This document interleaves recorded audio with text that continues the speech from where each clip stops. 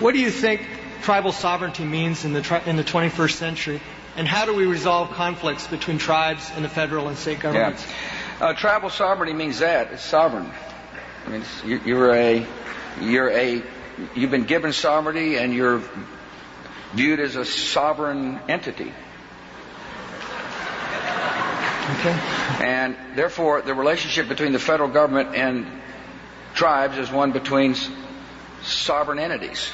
I just love that soundbite so much, y'all. The one guy who's in the audience, you can hear him start clapping. He thinks it's so funny. Anyway, so this is Anti-War Radio. Welcome back to the show. Our first guest today is Russell Means. He's the chief facilitator of the newly declared Independent Republic of Lakota. Welcome to the show. Thank you very much for having me. Well, it's an honor to talk with you.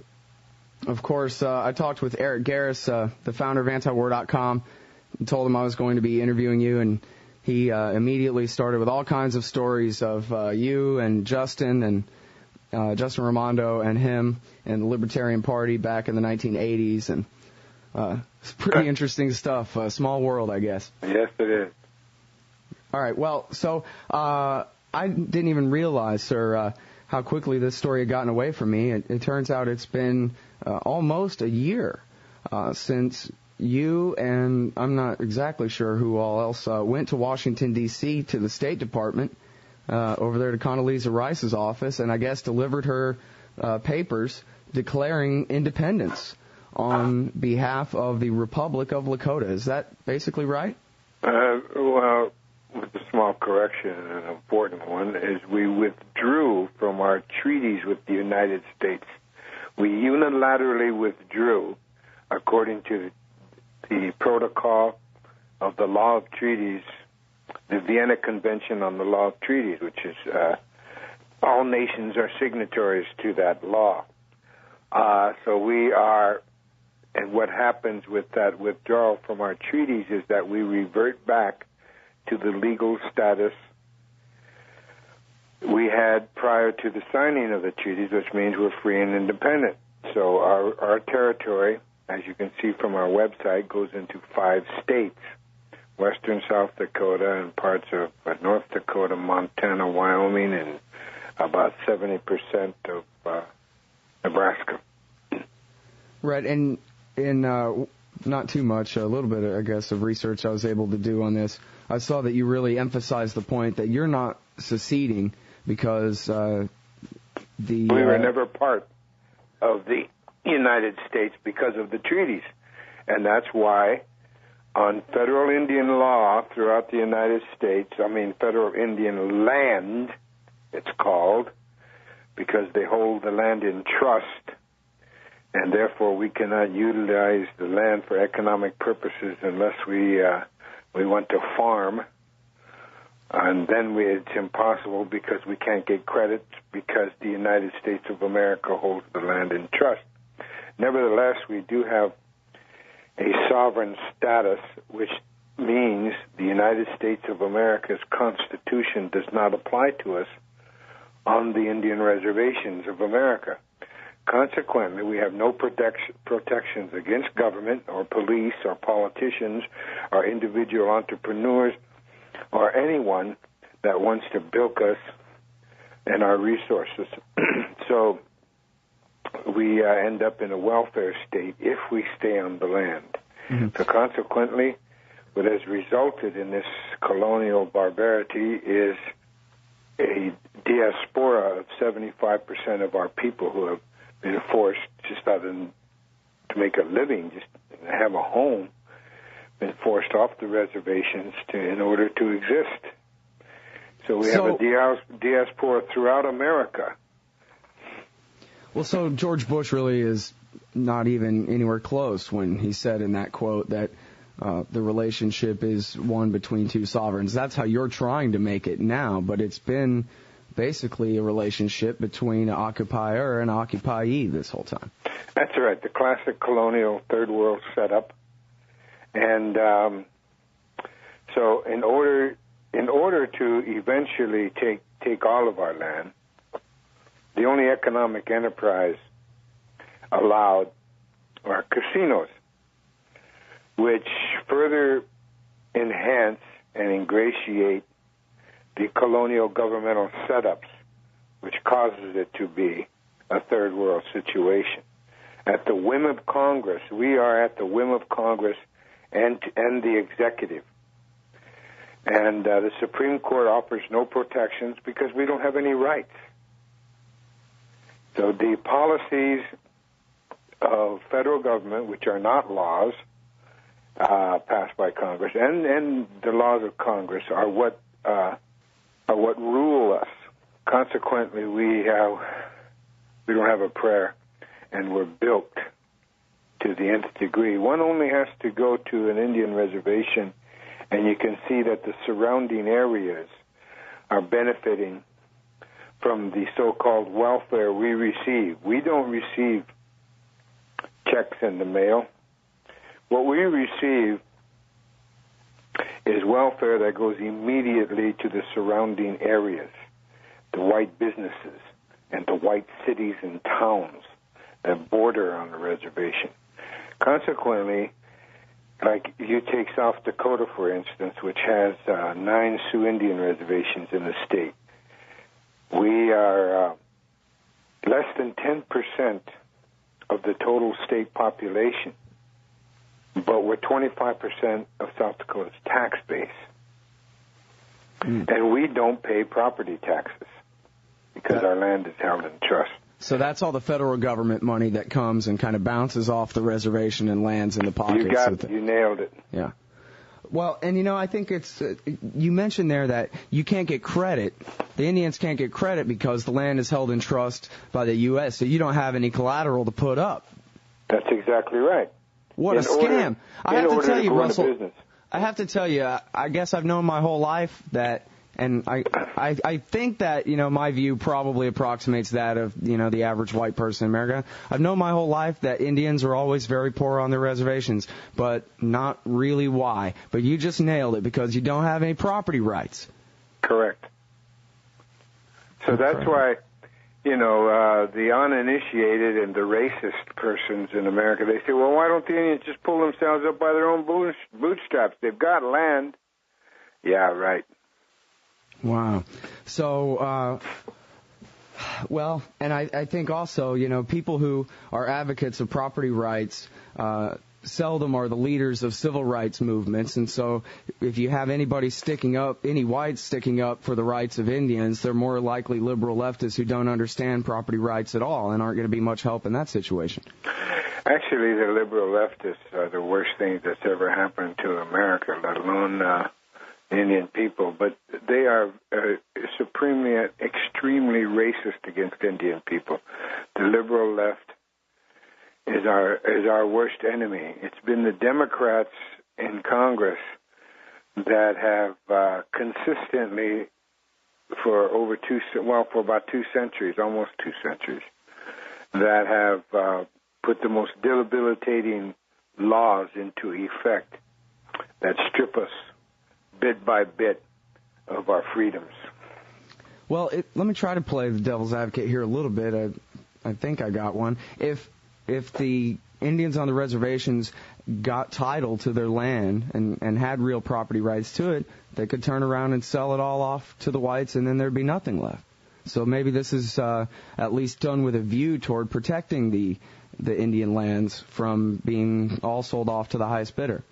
That's exactly the excuse they gave to the world, and they still do today.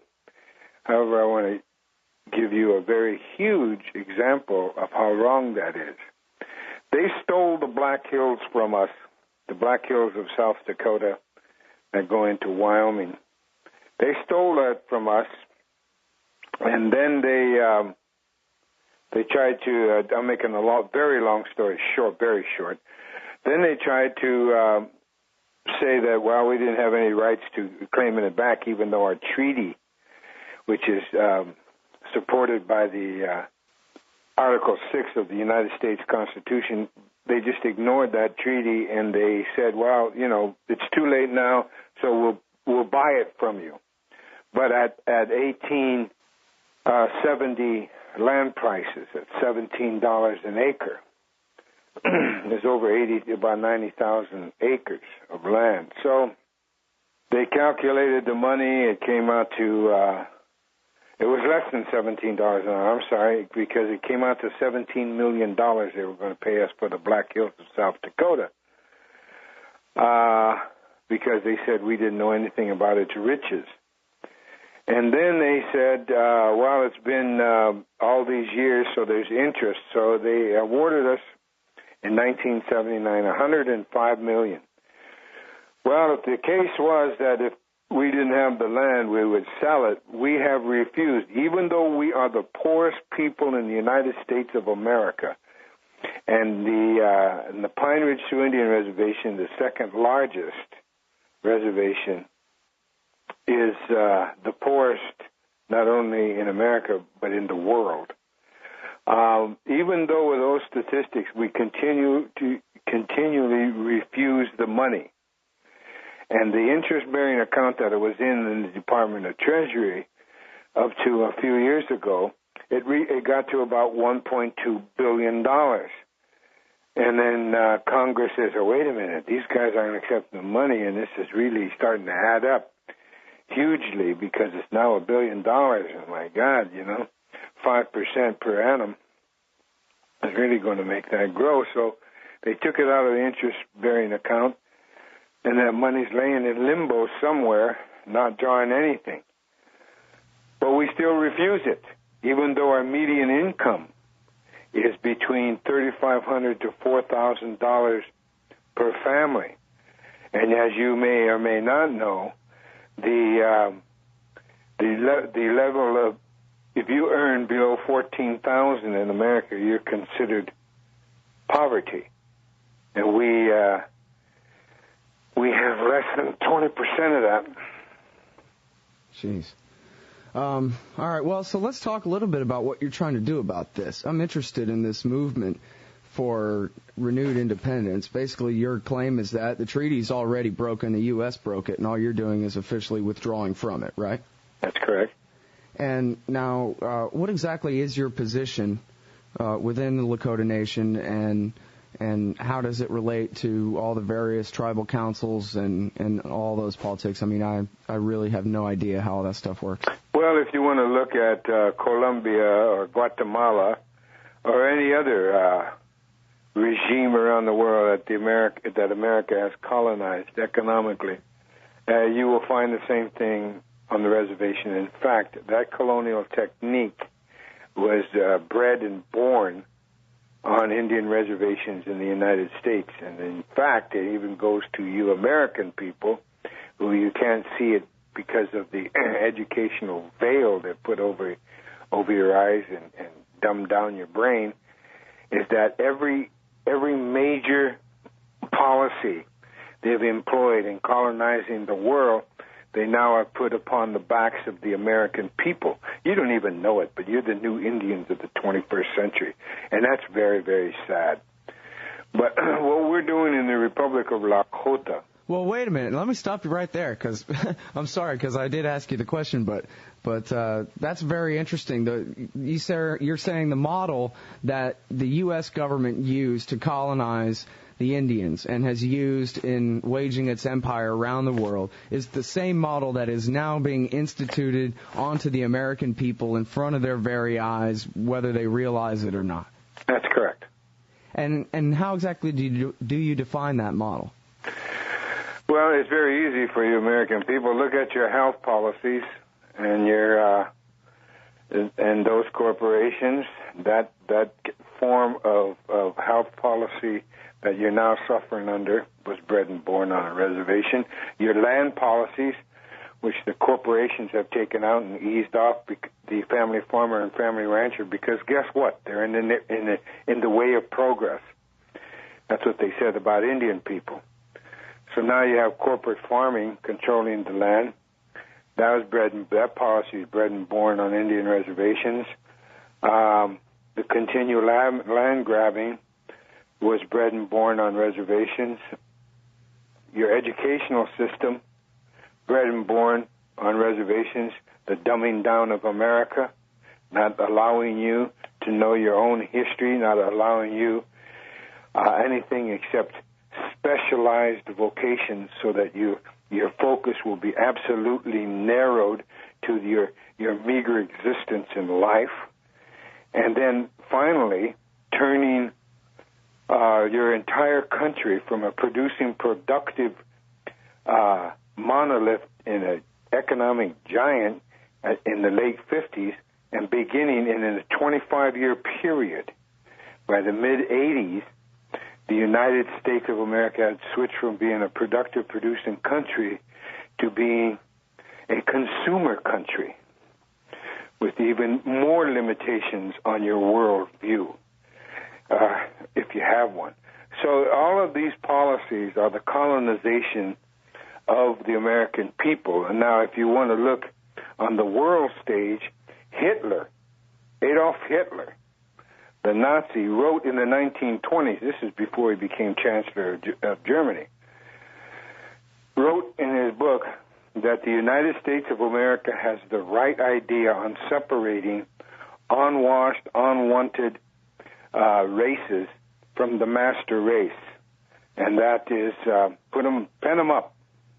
And that gave birth, the Indian reservation system gave birth to what he called labor camps, in which we now know as concentration camps.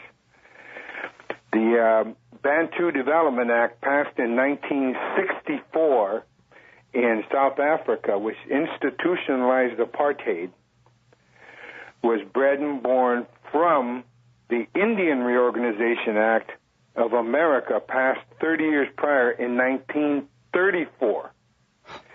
So apartheid and Nazism, those two regimes are dead and gone, but the role model continues to exist.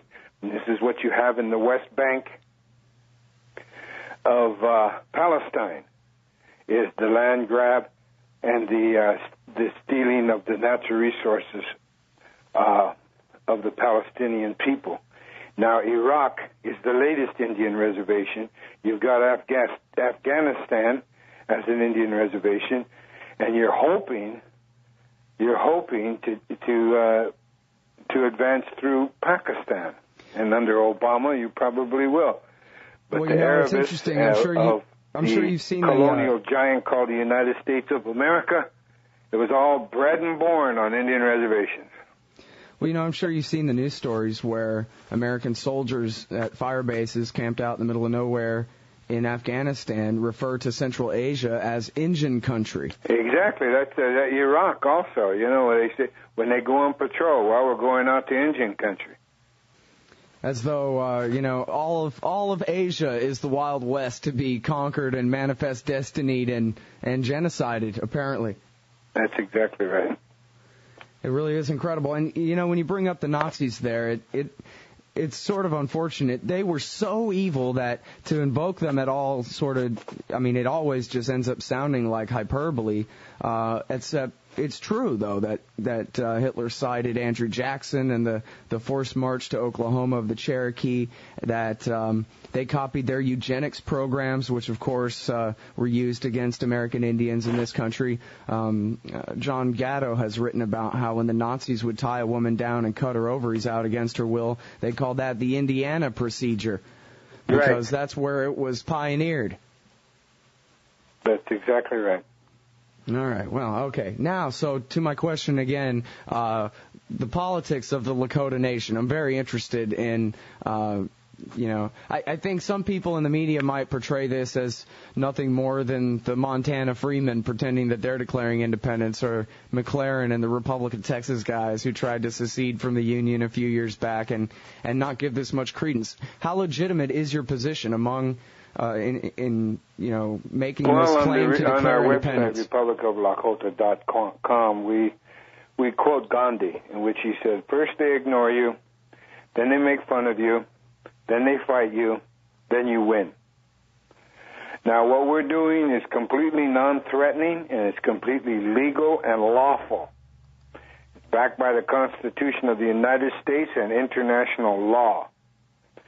But we're happy to be ignored. We're happy to be considered kooks and irrelevant. That's fine, because right now, and we have been involved for the last 12 months, in re-solidifying the foundations of our freedom. And we have volunteers, non-Indian volunteers, who have emigrated to the Republic of Lakota, working with and for us as Lakota now, because they have become citizens. And these are both black and white and Chicano people that have come to the Republic of Lakota seeking freedom. We, like on our website, we encourage and we allow these people to come into our country as long as they're self-sufficient, and that they understand that being free is not free, and that freedom means you are free to be responsible. And if you're a responsible person, of course, you don't make a paper entity into your economic equal, or in fact superior, like they have with corporations in America. And to allow that to happen is irresponsible. So you see, you have America that is full of irresponsible people who have allowed themselves to be enslaved. Now, the Republic of Lakota, we have a provisional government, of which I am chief facilitator, and we have other facilitators and directors and what have you that are, like I say, we're rebuilding the foundation. And once that foundation is now, we have absolutely no anything to do with the colonial system of America put in place called tribal governments. That means, of course, the only proof we have that we represent the people. I ran for tribal president on the Pine Ridge Sioux Indian Reservation this past November, and even though it was, some say, a crooked election, I got 45% of the vote. So insofar as the largest Sioux Indian reservation with the most people in our entire country, and we're going to do this on every reservation, we're going to run a candidate for president based on freedom and that number and that vote. So this is going to take 2 to 3 years to complete that strategy, that political strategy, and then we can present it to the world as bona fide of the people we represent. We're also going to be hiring. We're instituting our economic packages and our educational packages, our political packages, and that's the strategies. Our health also. We have 4 areas that we are instituting, because the people are not going to gravitate to you unless you can produce some tangible results of freedom. And this is exactly what we're doing. And where we are living in the area of North and South Dakota, which is the Republic of Lakota, that has been termed the Saudi Arabia of wind energy. And yet, and that wind, and this is what the experts say, there's enough wind in the western part of North and South Dakota that can produce all the electricity the United States of America needs 24/7. What? That's true. That's what the experts state. Of the whole country? Of the whole country. Enough wind power just in western North and South Dakota. Wow, it must be cold as all get out up there. Well, in the wintertime it does get cold, and that's fine. It actually snowed a little bit last night here in Austin, Texas. I couldn't believe it. Sorry, I still have that on the brain here in the middle of this interview. Sorry. Global warmth. But the point is, we have the energy. Now, do you think that coal companies, which are subsidiaries to the oil companies, do you think that they're developing that? Hell no. They're allowing a few wind farms. Look what we're doing, just like British Petroleum in their ads on TV. Right. This is what we're doing, Uh-huh. So that's all you'll get is piecemeal wind farms for show places. Well, and that kind of brings me to the other question. If you can, which you did answer what I was really getting at there well, which is your strategy to really build consensus and win elections throughout the reservation system to prove your legitimacy and that kind of thing. But when you bring up the competition between oil and coal companies and a newly independent Lakota nation, are you not seriously facing the question of invasion by the U.S. government to put down any such thing? If this was to really be successful? We're not going to go after the blatant competition with the coal companies by producing wind farms. We know that because the coal companies and the oil companies, the energy companies essentially, own the grids. So even if we did put up wind farms, we'd still have to give the energy over to the grids, which the coal companies own, right? Mm-hmm. So we want to do it house by house, and to solidify our nation. And that technology is practically it's very inexpensive. It's almost free. Well, and it sounds like you could really make Lakota Nation very wealthy with that kind of yes, energy. And I learned in the ninth grade, back when the United States of America was still a producing, productive country. Back in the 50s, when I went in the ninth grade, I took economics, and the basic law I learned in that class was that those that control the energy control the economics. So look at America if you want proof. Mm-hmm. So consequently, that's what we want to do, is each individual controls their own energy. We have not only that, but on the northern plains, we have the sun shines on us over 300 days of the year. So that's enormous power. We also have under our reservation and under the Black Hills geothermal water that has been totally ignored and not developed whatsoever. Well, but what about this? It looks to me like on the map you also have Omaha. And right. Now we really get to the rub. Are the people of Omaha going to want to join? Is the U.S. government ever going to recognize what they would see at least as a secessionist power running off with a giant city like that? Well, wait a minute. Our strategy is piecemeal and individual. So if we want to promote individual liberty, you have to have individual economics. Promoting individual liberty and true individual liberty can only come through consensus. And so we have to build our nation, rebuild it just like how it was destroyed, and that is neighborhood by neighborhood. Each neighborhood is a mini state. Understand this. It's a mini state, and they take care of everything. When neighborhoods grow into a region and an area, all of a sudden you do not have any need for police. You don't have any need for courts, lawyers, or jails, or prisons. That's what freedom is really all about. So the people of Omaha, they can keep Omaha if that's what they wish. We want individual liberty through individual successful economics. So you're basically you would hope that the people of Omaha, just simply as individuals, one at a time, would change their citizenship over because it's the right thing for them to do. Well, if they want to be free, like I'm saying, we've got a lot of immigrants already, and these are professional people. These aren't people looking to homestead. These are people, not only are they homesteading and buying property and joining our nation in buying property from the existing power structure, but we have one gentleman working at the headquarters. He's an MBA from Harvard. He just drove out in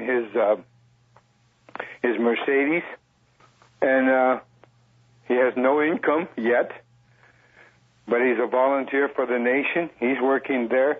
We have a businessman who gave up his corporation from Houston and he's our director of communications. So we have many people throughout the United States that are assisting us through the internet, and we have internet expertise and if from you go Oregon with what it and says, from Connecticut. If you go with what it says online about how you want to institute a gold standard of sound money, I think it could be that you're going to find 300 million Americans rushing to join up the Lakota Nation to try to save their economic life compared to the economic catastrophe the U.S. government is leading the rest of us into here.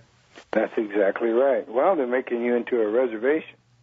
You know, and Obama's going to start putting into that place. You know, they're going to rebuild the infrastructure at minimum wage. Well, I usually don't even get into this at all because mostly I don't really care, but I guess I'd like to care about the future of the Libertarian Party, and it seems like it would be nice if there were actually, any libertarians running the thing or running for office in the name of it. Any chance that you might run for president again or run for the nomination for president again of the Libertarian Party? No, that's. I think the Libertarian Party continues on the.